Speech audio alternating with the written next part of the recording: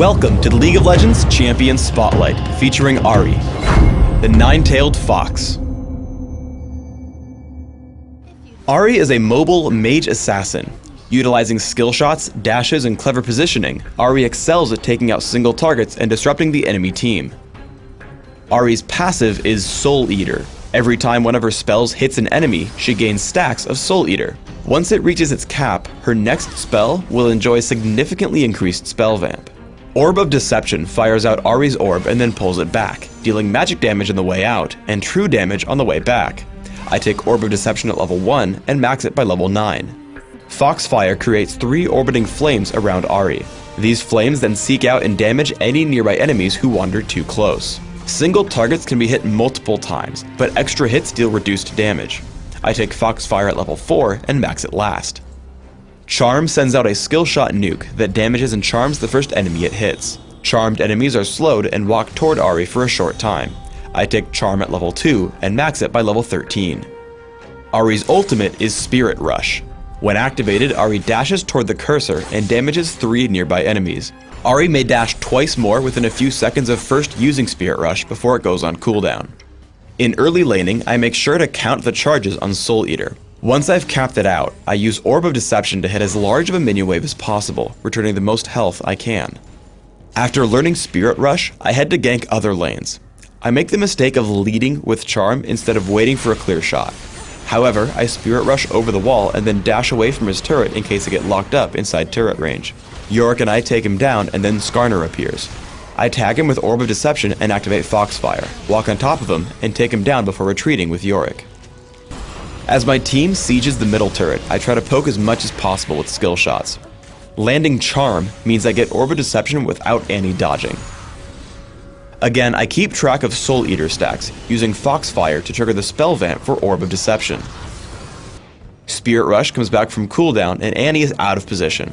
I activate Foxfire, Spirit Rush over, fire off Charm, and then immediately Orb of Deception. I use my 2 remaining charges of Spirit Rush to escape Singed. Ahri excels at catching opponents off guard. Here Malzahar is attempting to defend his base, but a quick Spirit Rush into Charm locks him up. I follow with Foxfire into Spirit Rush and a point-blank Orb of Deception for the kill. With my final charge of Spirit Rush, I escape from underneath the turret. Once everyone gets together for the fight, I try to keep my distance and just dish out damage with my basic spells until I notice an opening. Once Lux gets low, I charge in with Spirit Rush twice, turning back to hit Singed and Skarner with Spirit Rush, Foxfire, and Charm. As Singed tries to escape, I flash for Orb of Deception, able to easily clean up Skarner in the resulting 4 vs 1 fight. Our opponents catch us near Baron. I open up on Skarner because I can't assassinate anyone with so many crowd control effects on the enemy team. We're able to kill him rather quickly as I use Spirit Rush not to dive onto enemy champions, but to damage the surrounding enemies, Skarner and Singed. Once Skarner falls, I look to take out squishier targets like Annie, landing Charm and Foxfire to pick up the kill. With most of their team dead, I'm able to play a little bit more aggressively by walking up to Singed for Orb of Deception and Foxfire, killing him. With the fight now 4 vs 1, I leave my team to clean up Lux as I head toward my minion wave to push down the enemy base. On Dominion, Ahri's all-out offense lets you really help your team out in larger fights. As we push onto the windmill, I land skill shots on Tristana and Dr. Mundo, activating Foxfire to help pick up Fizz. With Ignite and Orb of Deception, I wear my opponents down further. After, I decide I can go in for the kill on Tristana. Ghost, Charm, and basic attacks grab the kill, and I escape for a health relic. Once we've actually captured the windmill, Fizz respawns and shows up. I know with my remaining health I can only attempt to interrupt his captures, but once Alistar comes in to help, I try to bait him over. He lunges at us with Playful Trickster, and as soon as Alistar lands Pulverize, I tag him with Charm, allowing Alistar to headbutt him away for a kill underneath our turret. It's important to note that landing skill shots is extremely vital when playing Ahri. I spot Heimerdinger heading in toward the Speed Shrine. I try to lead him with Charm, but he dodges by stopping in place. He dodges Orb of Deception by turning around, but by using Spirit Rush, I hit him with a second half of it. Now out of cooldowns and missing half my spells, I foolishly chase Heimerdinger through his turrets, falling to their damage output and his rockets. When you do land skill shots, it's a much different game. As Heimerdinger comes down from the windmill, I land Charm successfully. This lets me hit Orb of Deception without him dodging. Between Foxfire and Spirit Rush, I clean up Heimerdinger extremely quickly and start to capture the point.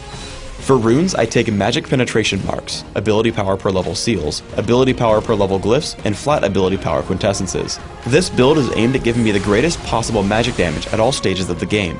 My masteries are 2109, taking all the magic damage and ability power increasing masteries in offense, while taking bonus mana, mana regeneration, and increased neutral buff duration in utility.